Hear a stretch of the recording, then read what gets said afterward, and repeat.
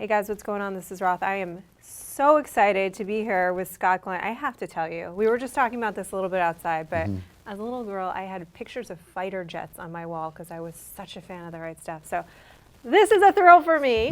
But you're in a movie right now, movie that's going to come out on March 27th on VOD and select theaters. The Barber, very different character, not the hero that we know from The Right Stuff. Talk a little bit about that. This is a man with a past, a very shadowy past. Yeah, when you sort of initially meet me, I've been a barber in this small town in Wisconsin for about 15 years. Single, uptight, sort of a constricted, but nevertheless one of the pillars of the community, help at-risk kids. And a young guy comes up to me on the streets after I come out of a diner where I always eat dinner and essentially says, I know that you've been a barber in this town for 15 years and this is what everybody here thinks you are, but I also know that 16, 17 years ago, you were the main person of interest in Chicago in the disappearance, ultimately discovered rape and murder of 17 young girls. And I know you did it, and I've got the same urges and the same itches, and I want you to teach me essentially how to pick up and kill young girls and get away with it. And it's got a really terrifying sort of mentor-mentee edge to it. Yeah.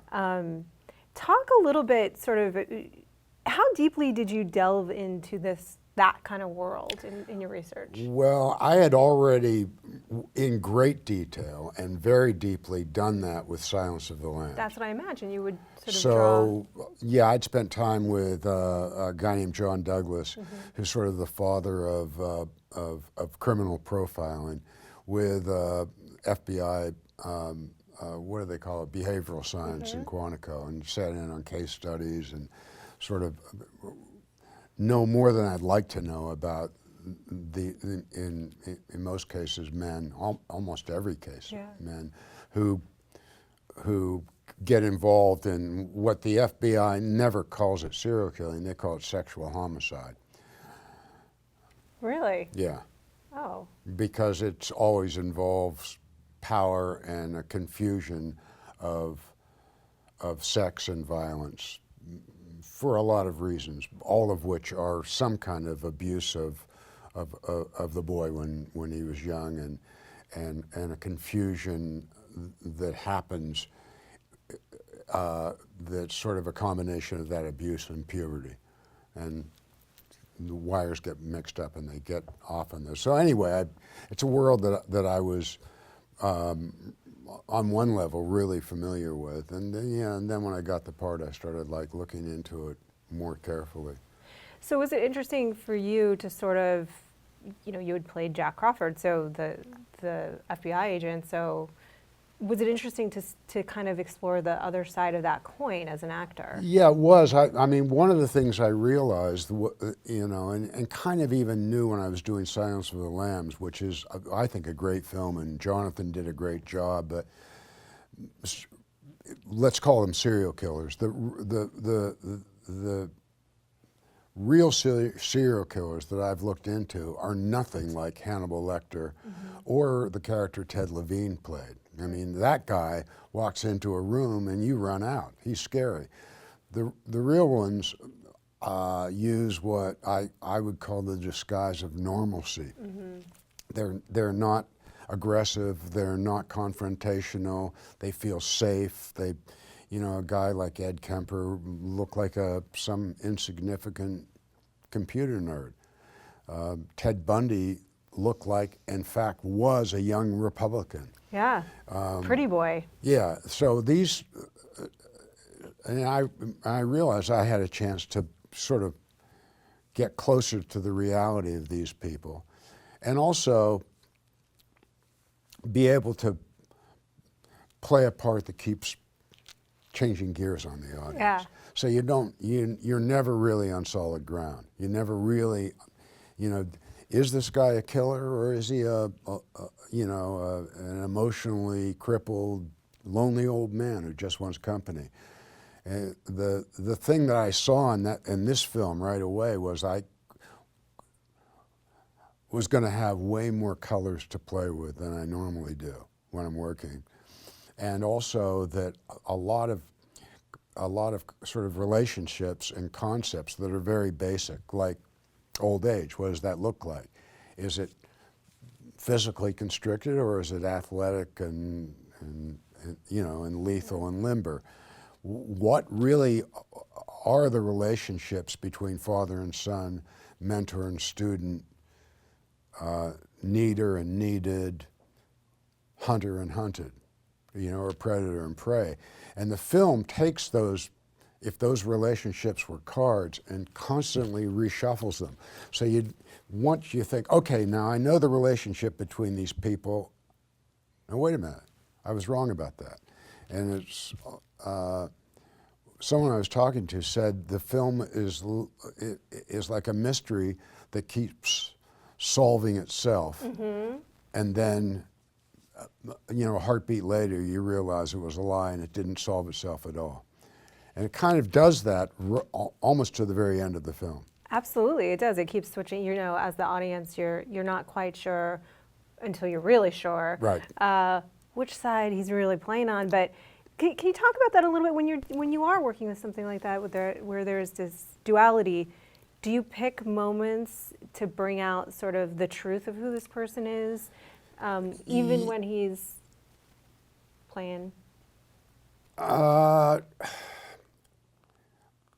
Yes and no. I decided that the way I think, and I think it's the truth about a lot of these people. Maybe a lot of people who aren't criminals, aren't killers, but do tell a lot of lies. Is the hallmark of a lot of these guys are that they come to believe their own lies. So if you gave them a lie detector test, they would pass it with flying colors because they actually believe that they are whatever their present persona is. So what I did in this movie was I played each one of these versions of this character completely straight, completely like it was the truth, not ever wanting to show my hand and go, by the way, until the very end of the film. And the only sort of clue that I like slid into the film and thought hopefully it's the kind of thing that somebody will go back and see the second time around were physical things. Yeah. Does this guy, when he's alone, really need to wear glasses when the phone rings? Well, if you really pay attention, you say, he doesn't have to wear glasses. Well, how come he's, you know, or I made a conscious decision that one of the ways that I was going to deal with the age of this guy was, and it was a trick that I learned years ago in New York as an actor, freeze your ankles. If you freeze your ankles, if I stand up, am I going to go out of the shot? Well, it doesn't matter. I'm going to stand up anyway. And can you see me move in this direction? Yeah. That's moving with frozen ankles. That's being up on your toes. So things like that, you know, I knew that there were times when I sort of went in between the physical stuff to give a little, so if people went back and saw the film, they'd go, oh, wait a minute. He's old, but there's nothing infirm about him. Those were places where I and the director, Basil, would try to pick places. And also, I told Basil, I said, you know, there's kind of like, I saw 2, maybe 3 characters inside this one guy, but I said, I don't trust myself to be consistent with everything I'm doing. So if you see that I'm too easily walking across the room, just come up and whisper, you're the old Eugene now. Yeah. And I'll remember to sort of do that physical overlay. I wanted to talk about that. There are moments of intense physicality Yeah. in this role.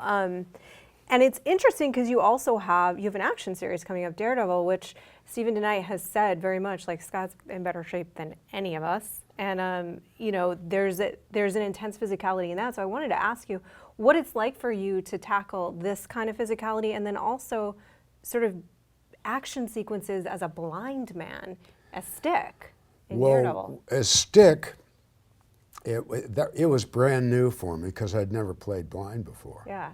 So the first thing I had to figure out was, how do I do this? And I kind of got to know very well during the shooting of it, a guy named Philip Silvera, who was the stunt coordinator.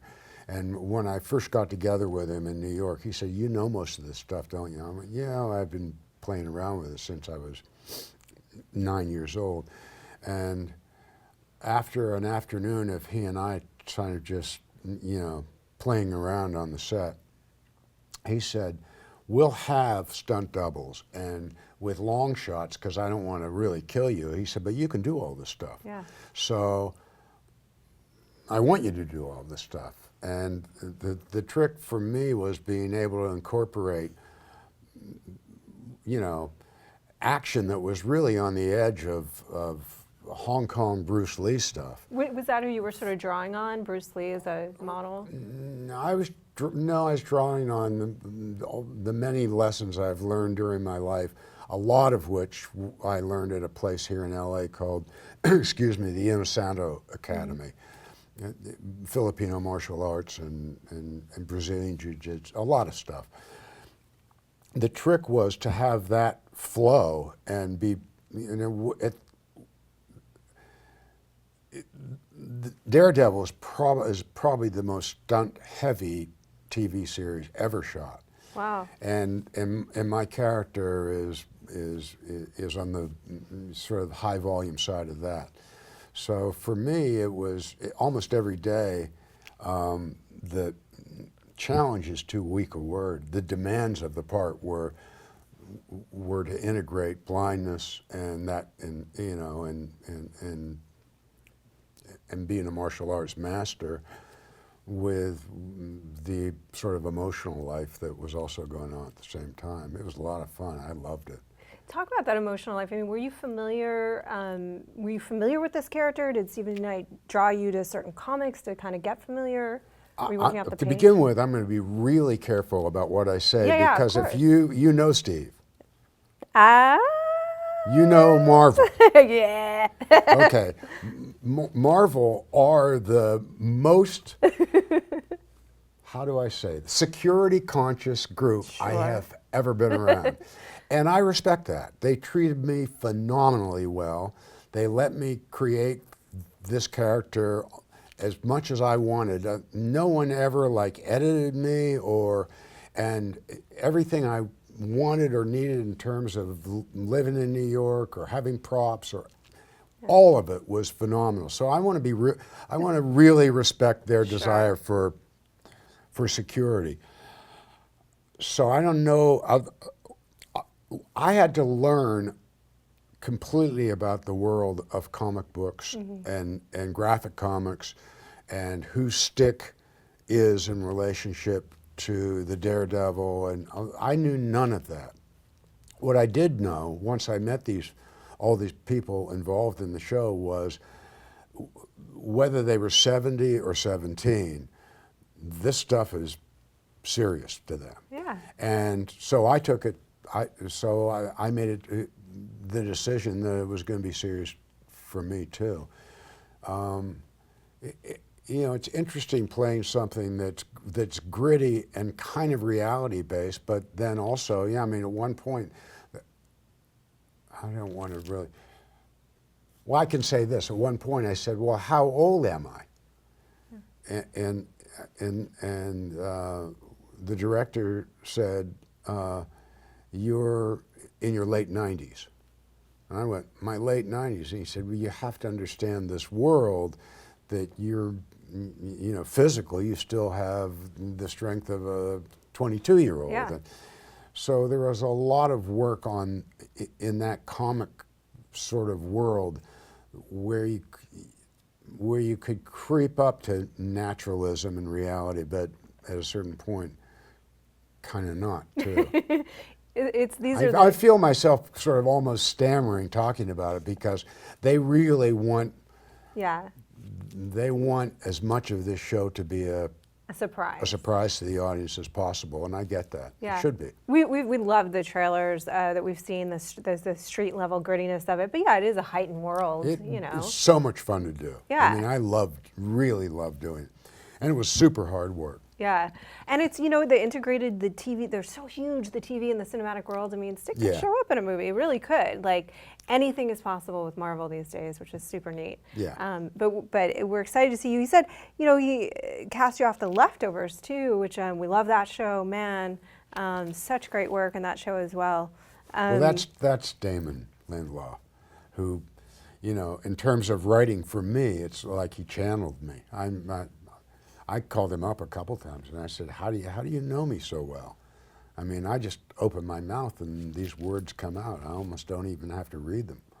Well, he's got that duality too, right? Kevin does. I mean, to me, it's like he knows things that he's not able to say that he knows. Yeah. Yeah. Very fascinating character. But just swinging back to this, again, the Barber, it's natural to sort of liken and think about things like Hannibal, but you brought something up that's really interesting, which is that this is probably closer to the reality of what one of these killers would be like in our world. Yeah. Why do you think that heightened version, that Hannibal version we're coming up on the 25th anniversary, has endured so much? Is it too scary to think that what a serial killer like is not so obvious? I think people don't want to feel that they have to be that cautious. And, I mean, in many ways, The Barber is a cautionary tale to not ever depend on the kindness of strangers. Yeah. Don't get into a stranger's car. Don't let them come in the back porch of your door. Don't let them get close to you. And people don't want to feel that they have to be that cautious about their life. I mean, I have another feeling. I was talking to Tavis about it, about the success of Silence of the Lambs. I think another reason that movie did so well is because there are a lot of movies that are about the rites of passage from boyhood to manhood. Yeah. Every war movie you've ever seen, but there are very, very few movies about the rites of passage from girlhood to womanhood. That is so true. And Silence of the Lambs is one of them.